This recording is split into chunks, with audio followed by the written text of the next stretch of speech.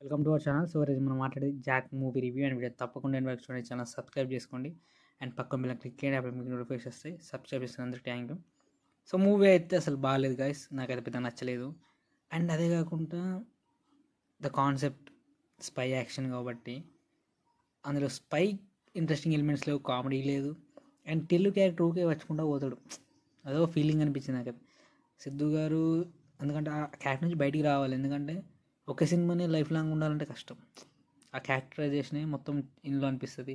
ఆ one line dialogues కానీ Tillu character is different approach అది ఆ స్టోరీ అని.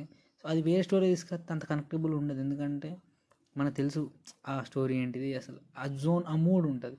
సో ఇందులో జాక్లో కూడా కొంచెం ఆ టైపే ఉంటాడు.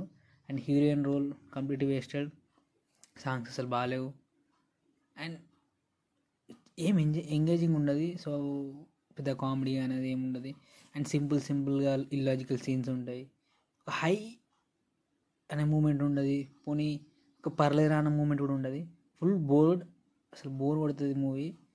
పెద్దగా ఇక్కడ బాగుంది అనే ఫీలింగ్ అయితే రాదు. So not worth for watching in theatres, నాకు అది అనిపించింది. సో మీరేం కూడా తప్పకుండా కామెంట్ చేయండి, మీరు చూసారా Jack movie. So thank you for watching ఆ వీడియో.